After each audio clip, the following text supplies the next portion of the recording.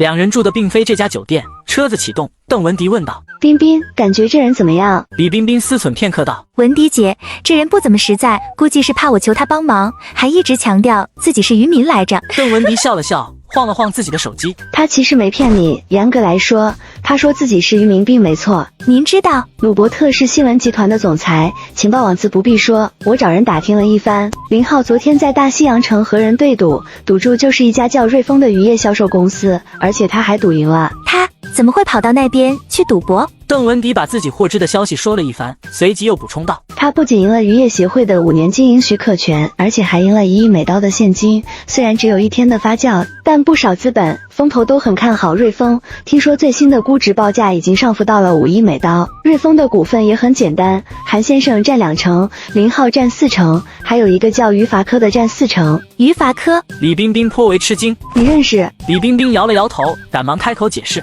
京城于家的大少我听过，但没机会见对方，在京城商业圈非常有影响力。说完之后，他似乎又反应了过来，再度吃惊。你说林浩是亿万富翁，还是美刀？不是，他才多大？难道又是一个2代？06年的娱乐圈资本还没大范围的入场，所以片酬还没有飞涨。就拿刘天王来说，他演《天下无贼》的片酬也才700万，所以现在的亿万富翁对于他们来说还是很有钱的，更别提计量单位是美刀了。听刚刚邓文迪的说法，林浩至少有3亿美刀的身价，换算成国内货币20多亿啊，这么有钱。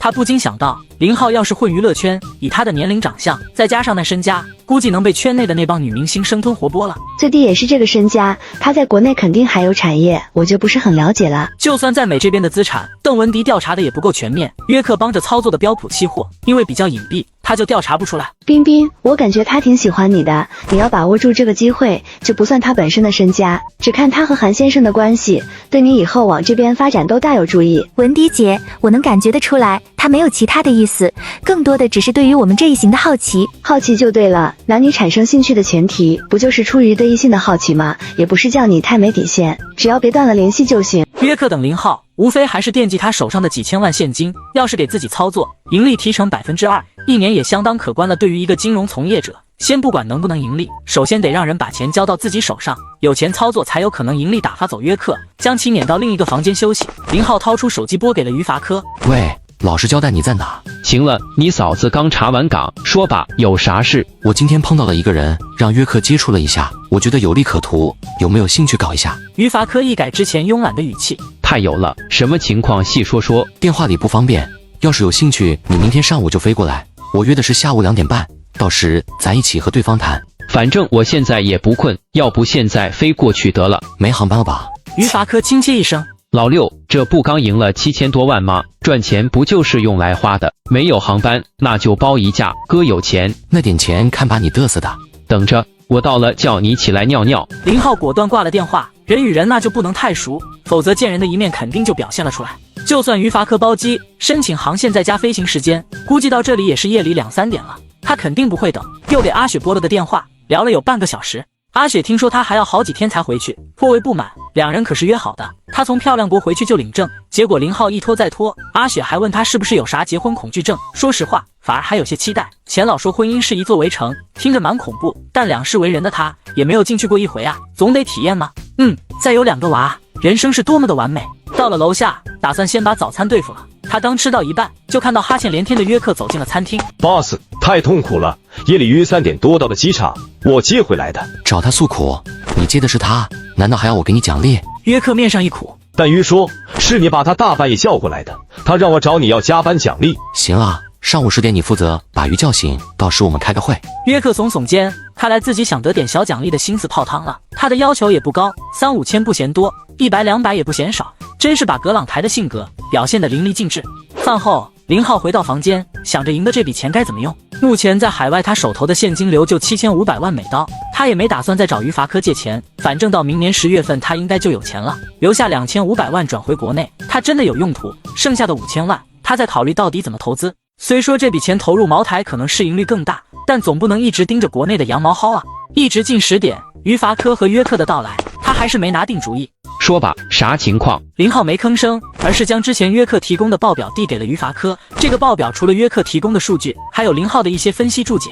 比如在苹果的表单下面写的是移动互联网时代的到来，智能机是载体，苹果弯道超车，诺基亚、摩托必然没落。而在特斯拉下边写的是新能源是趋势，领先一步就能诞生一个奇迹。于法科看了眼后，将那张报表折了起来，直接塞进了自己的口袋里，并没有给约克看看的打算。阿珂，你觉得呢？这就是你上次跟我爸说的互联网的第二阶段。林浩曾经跟于父聊过互联网的3个阶段，一是固定 IP， 也就是 PC 机的主场；第二阶段是移动互联网；第三则是互联网加。这会听到于法科的反问，他微微点了点头。既然到来了，那是不是可以扩大投资，或者……于法科依旧没说完，林浩倒是懂了，再度点头。一旁的约克听得云里雾里的，但也没好开口问。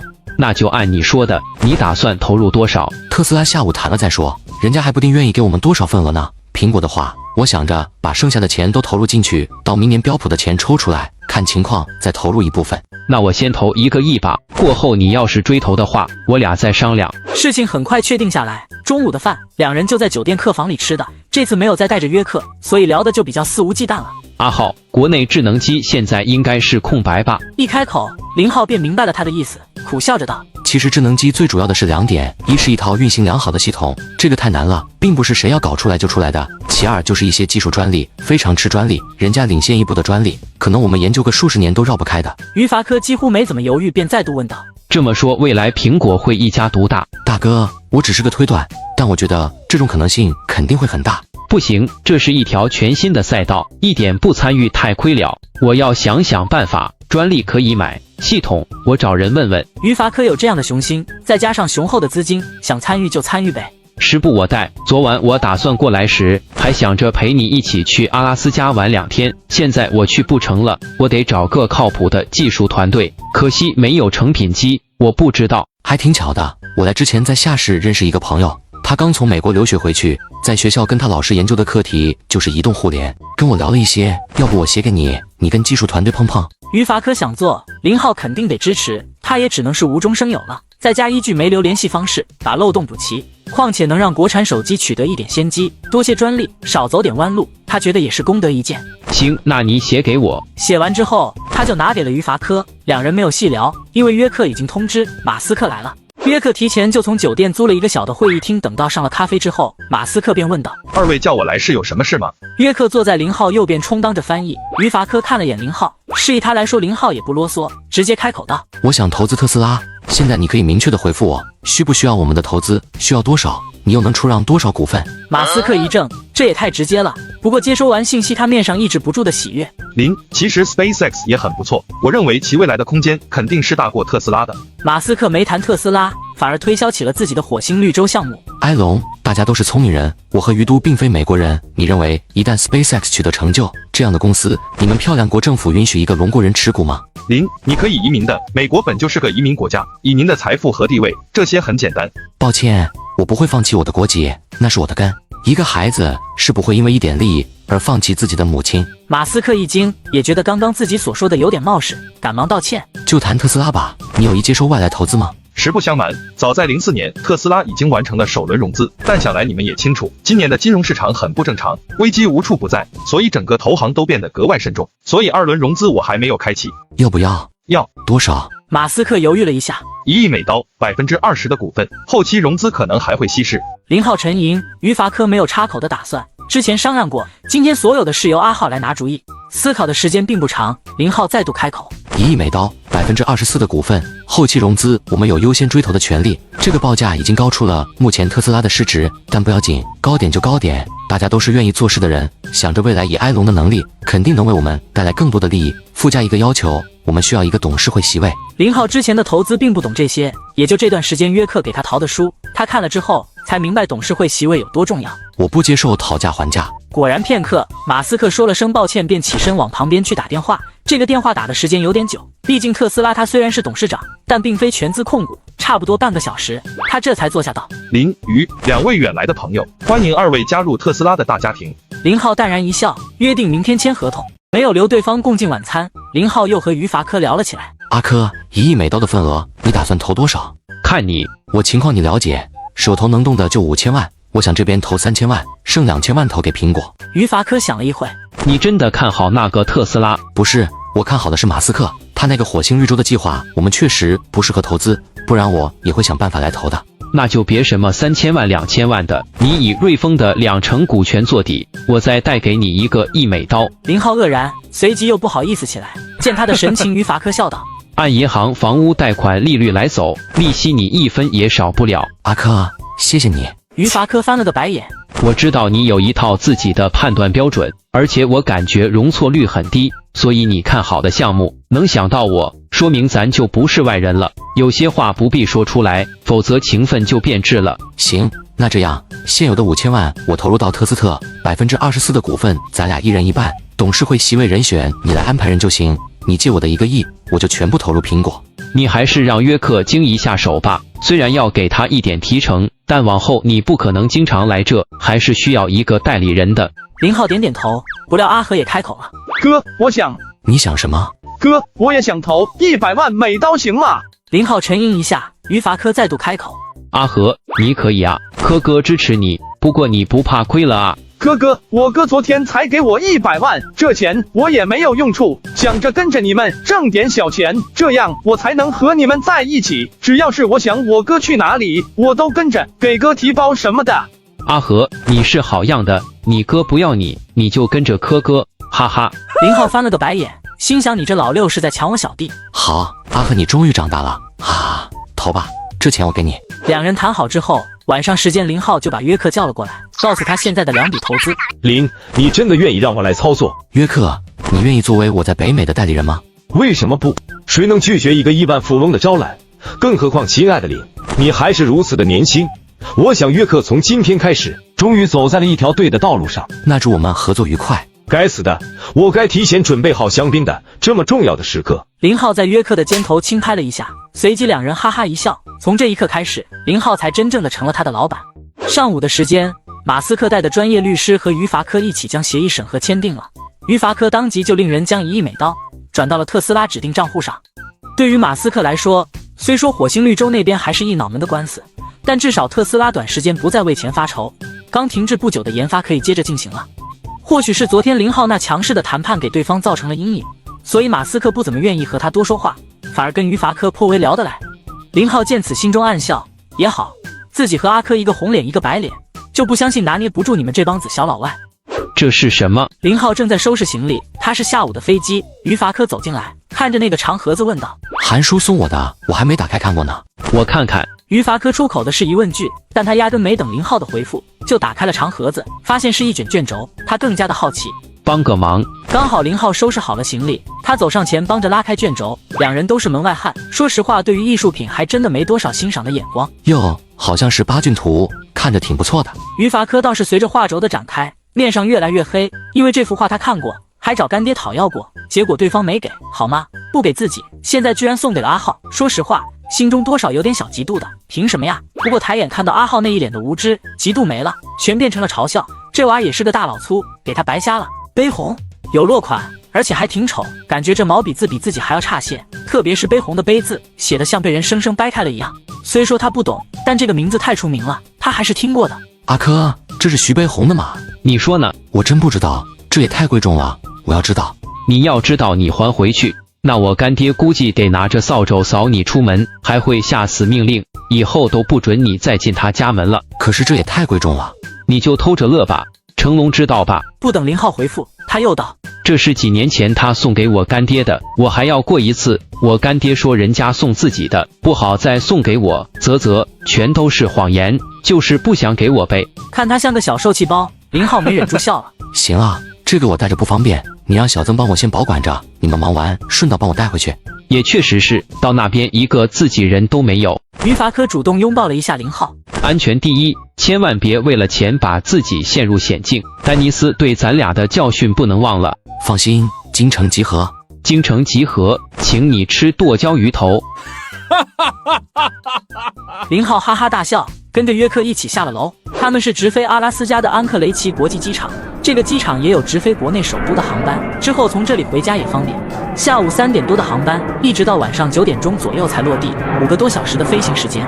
落地之后走出航站楼，就就看到了等候在此的乔伊。这家伙与之前一样，面上带着那种淡然的笑容，全身装扮的颇有精英范，但从对方双眼中还是能看出这段时间的日子不好过。林，欢迎来到阿拉斯加。抱歉，乔伊，让你久等了。寒暄过后，便直接上了车，开了约有半个小时，进入了一家酒店。酒店还不错，给他订的还是套房，不过相较硅谷，这里的价格要便宜多了，一天只要600多刀就行。因为太晚，林浩婉拒了乔伊安排一起吃饭的邀请。好吧，林，没想到你这么年轻就懂得了养生，你看明天怎么安排？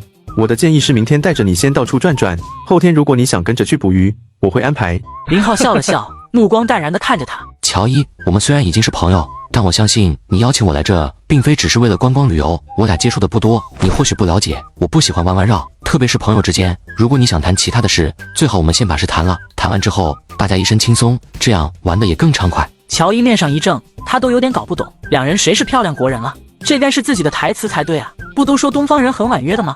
也就刹那间的功夫，他就反应过来，面色郑重的道：林，我现在的情况不算好，我想我不说你也能感觉出来，我有意出售在玉空的区的金矿。既然我俩针对域名的价格谈不好，不如回归原始以物易物如何？我那个金矿能值多少钱我不说，而那2个域名到了我的手，才能把利益最大化，不是吗？林浩微微一笑，这样才对吗？玩弯弯绕，玩心眼。要是平时，林浩肯定喜欢，不说100%能玩得过这帮人，但再加上语法科，他也不怵谁。但现在不同，他打算尽快办完事回家。乔伊，漂亮国的金矿可以让外国人来投资吗？林，这些都是可以变通的，对于你我来讲都是小事。漂亮国的法律很健全，正是因为健全，所以很多事更好操作。而且那个玉空地区不属于漂亮国，那是加拿大的地方。林浩老脸一红，妹的，地理不好害死人。我晚上考虑一下，明天一早9点钟我给你回复，要是我同意，到时直接过去就行。谢谢你林，那我静候佳音。乔伊离开之后，林浩看向约克，等着他的建议。老板，我不建议这样的操作，风险性太大。你是玩金融的，按说更喜欢这种带着赌博的意思才对。老板，你错了。我们玩金融的最看重的是数据，而不会像个赌徒那样盲目出手。而且如果乔伊的地足够好，那他就不可能跟我们交换。林浩对于约克用我们2字还是挺满意的，笑着岔开话题。饿吗？约克愣了愣，飞机餐很恶心不是吗？林浩哈哈大笑，点吃的，想吃什么自己点。约克挠了挠头，心说这是什么脑回路。约克点了不少的甜食，要是白天的话，林浩还是会很喜欢的。但宵夜吃的太甜不合适，他给自己点了1份牛排，再加1份意大利面，将牛肉切成小块厚一半，1份中不中洋不洋的牛肉拌面就妥了。约克，我想投资这个金矿，原因我就不说了，当然我不会盲目，宁愿多花点钱也要探测清楚。约克是自己在这边的代理人，他觉得还是要解释一句。老板，我虽然还是不建议，但若是你坚持要做的话，我肯定会帮着促成的。对了，我大概还要在这边待个几天，你帮我找个语言老师吧，这边毕竟投入了不少，语言不通确实是麻烦。约克面上的神情有些古怪。老板，贴身的语言老师很贵的，而且我想问一下，你对老师的性别有没有要求？比如说女士、年龄、岁数，甚至是3维。林浩脑海中突然想到曾经看过的一部电视剧，陈院长在床上被抓，说自己和妹子在学外语。随即哈哈大笑起来，这一笑又让约克有些莫名其妙。找个男的，有耐心点的。约克的神眼变得更加古怪，林浩哪还不知道这货在想什么。我的取向很正常，本人男，爱好女。老板，你年轻帅气而且多金，但要是一个男的天天跟在你身边，很难不让人怀疑的。而且在漂亮国，大家的思想很开放，不会戴着有色眼镜看你的。约克，我订婚了，年底就会结婚，我很爱我的妻子。老板，喜欢美女是每个男人的权利，拥有更多的美女则是追求。如果一生之中只能有一个床伴，那想来我会缺少奋斗的欲望，我会茫然，我不知道我努力赚钱是为了什么。林浩一怔，神他们的有道理。那个老板，找个语言老师真的很贵，不如找你是吧？约克露出一丝贱笑。老板，你是懂我的。行，一天100美刀，从明天开始你负责教我，不用去讲什么语法，教我口语就行。100美刀，老板，这个价格你就说你愿不愿意？约克无奈的点点头，有100美刀总比没有强。哎，自己这个老板什么都好，就是太精明了。早餐吃到一半，乔伊来了。林，还吃得惯吗？挺不错的。乔伊，我想还是先去看看吧。听他同意，乔伊大喜过望。林，请相信我，你不会失望的。我的土地含金量很高，但你该知道，淘金是天时地利的事，拥有一片富金土地只是基础，人员、设备，还有老天赏不赏脸，都会影响一年的收入。毕竟在育空的区，每年能淘金的时间也就25周左右，更多时间天气过于寒冷是没法操作的。林浩微微点头。乔伊，今天我们能到吗？育空的区是真正的不毛之地，几乎没有人烟，道路就别提了。我们开车过去，阿拉斯加这边还好，但进入育空就会很麻烦，加一起至少要3天半时间。如果路况有意外，可能会更长。就没有更好的办法？当然，那就是雇佣直升机。抱歉我的财务状况已经不支持我这么挥霍了。如果租用3天，来回大概需要多少钱？固定的服务费就是10万美刀，因为距离太远，不可能租用过于小型的直升机，再加上其他费用，应该在28至35万美刀左右。妈的，怎么感觉到了这边钱就不是钱了呢？真贵啊！不过想想坐车去育空地区，不说遭罪，万一路上再有其他意外，耽搁个10天半个月，那就太冤了。虽说自己还年轻，但时间也不是这么浪费的，对吗？年轻人要大胆的尝试，直升机他还没坐过呢。你联系吧，这次的费用我出了。联系什么？直升机啊！几人来到一个直升机停机坪，当约克听说这是自家老板花了30万美刀租的，眼中那个幽怨啊！租个直升机就肯花30万，而自己给补习英语只给100刀一天，这差距太大了。你要不开车去？看到约克的小眼神，林浩哪还不知道这货又犯了吝啬病。老板英明，直升机确实方便很多。哥，坐直升机会晕吗？我第一次坐。我也不知道，我也是第一次。约克立即奉上一记马屁，反正花的不是自己的钱，所以乔伊租的是一架 S92 中型豪华直升机，加油一次续航能达到1000公里，航速在260公里1小时。从安克雷奇到育空地区，加上中途落地加了一次油，总共耗费了近6个小时。正如乔伊所形容的那样，真的是一块荒凉之地，除了因为淘金被挖开的植被，几乎所有的地方全部被植被所覆盖，没有农田，没有建筑。抱歉，这里没有餐厅，最近的小镇也在30多公里以外，所以没办法为你接风。总该有吃的吧？阿和问道。他真的饿了，这货坐直升机居然晕机，在上边吐得昏天黑地的，现在好不容易双脚着地，感觉到饿也正常。林浩倒是还好，毕竟中间落地加油时，他们可是吃了午餐。当然有。乔伊，你的矿场在哪里？虽说是直升机，但还是没办法直接开到矿场里。林浩这才有此一问。离着很近，你们稍等。这里正常手机是没有信号的，但应该有卫星电话。反正在中途时，乔伊好像给矿场打了个电话。等了差不多10分钟，一辆皮卡开了过来。这里的路况，轿车是没办法开的，也就底盘较高，4轮驱动的皮卡或越野车才最合适。乔伊和直升机人员对接了一下，让他们留在原地休息，这才让林浩上了车。开了约有20分钟，颠的阿和好险又吐起来，这才来到了目的地。来到营房的所在地，并没有看到热火朝天的淘金，只有好几台大型的推土机和挖掘机，还有2台应该是淘洗的设备。乔伊怎么没有开工？不瞒你说，今年开始的行情就不好，2套淘洗设备全部损坏，维修至少需要80万美刀，这笔钱我已经凑不出来了。这些土地，育空的区的土地虽然富含黄金，但黄金在哪没有人能100%的保证，所以这里的很便宜，银行根本不接受抵押，而我之前融了300多万。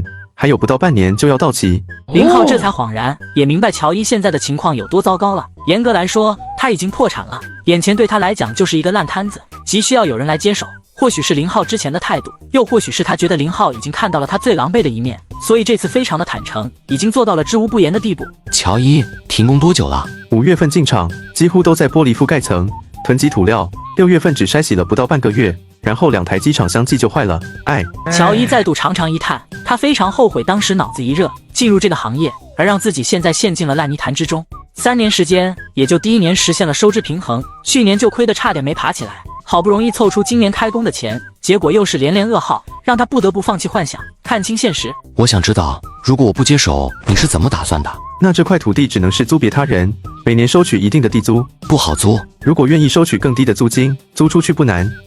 我不瞒你，现在这块的已经成了我的梦魇，如果能卖了肯定更好。几人说着就走到了囤积土料的地方，乔伊让人去拿了一个淘金盆出来，盛了一点泥土在盆里，示意林浩跟着他一起来到旁边不远处的一个池塘，就见乔伊端着盆放进水里，有节奏的晃动着盆子。没一会，泥土渐渐的融入水中，再将几颗稍大的砾石捡出扔掉。等到泥土全部融掉后，他将盆子递给林浩，看看吧，我没骗你，这真的是块富金土地。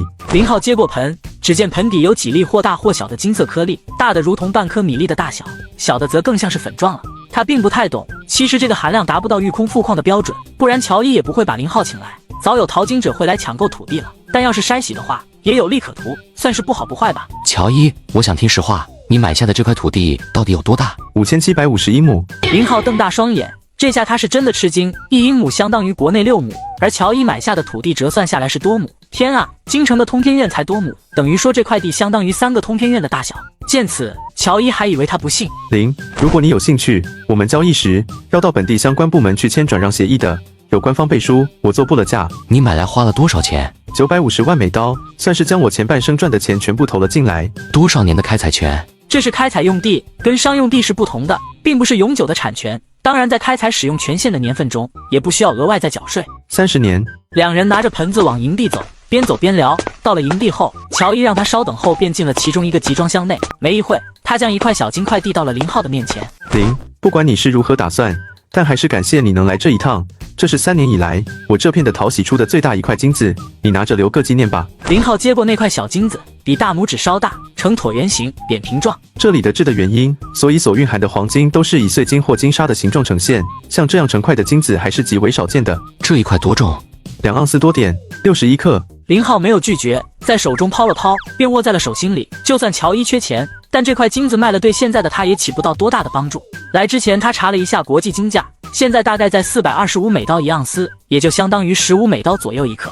礼物我收了，但这里我还要请一个专业的地质团队评估。乔伊，没有双赢的生意永远是不长久的。如果这里富含的黄金能达到开采的要求，我肯定会购入。当然应该这样。时间很快来到了傍晚，虽然淘金队伍已经解散了，但乔伊还留下了一个工人看守营房，也就是之前开车接他们的人。等到约克洗漱完进来，他放下书籍。约克，我让鱼帮我再找地质团队。我知道这工作很慢，至少需要10天半个月，我没法在这里等，所以我向你辛苦一下。约克看了眼集装箱里的环境，顿时苦了脸。老板，按你们国家的话说，我算是被流放了。在这一天，我给你500美刀的补贴。约克顿时双眼一亮。没问题，老板，我可以的。妈的，就是一个见钱眼开的小人。一个地质队还是不稳妥，我打算请2个来，如果两边的数据吻合，都认为可以接手，我才会考虑入手。老板，你是打算回国了吗？我会到阿拉斯加了解一下大马哈鱼的捕获情况，然后就打算回国。这里的事我们电话联系，到时我会给予你授权。没问题。约克答应得很干脆。林浩并不担心约克会背着他做什么，他会将2个域名的转让合同邮寄给韩叔，等到确定可以交易，他才会给韩叔电话，让其交给约克。正式谈完，两人各自捧着一本书，结果没一会灯突然灭了。约克正想着起身，却听到了敲门声，随即拿着手电的乔伊进来了，抱歉道：发电机他们忘加油了，今晚委屈一下，明晚就好了。乔伊，在硅谷时你可是很霸气的，怎么现在混得连给发电机加油的钱都没了？约克不客气地对了一句。